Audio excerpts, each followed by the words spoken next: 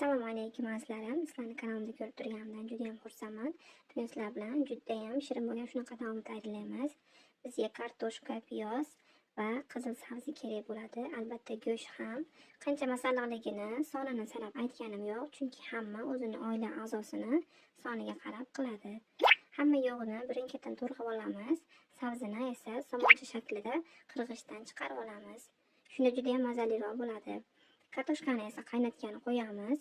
Guruchni qizigan skоворodkada ozgina yog' qo'yib, ozgina qo'g'irib, keyin esa ozgina suv quyib, qopqog'ini yopib, dimlab qo'yamiz. Ya'ni suvini torttiramiz. Shu usulda qilib ko'rsalar juda ham shirin bo'ladi. Albatta qilib ko'ringlar. Qaylasiga esa yog'ini qizdirib, orqasidan piyozni qizartirib, keyin esa go'sht bilan tomatni solamiz, qizartirib, qo'g'irib, qirg'ichdan chiqargan qizil sabzimizni sovuramiz va ozgina un ham qo'shib qaylasini juda ham shirin qiladi va 1 litr suv quyamiz.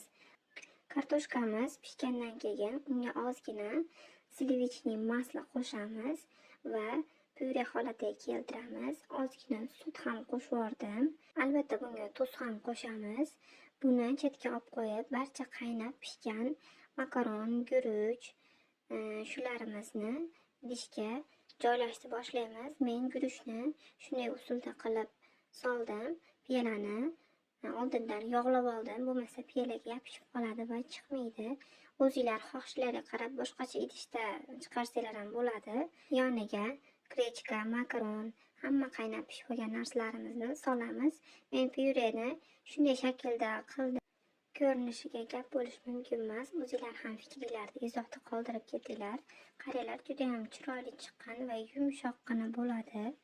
Juda ham mazasi, ta'mi og'zingizlarda qoladi.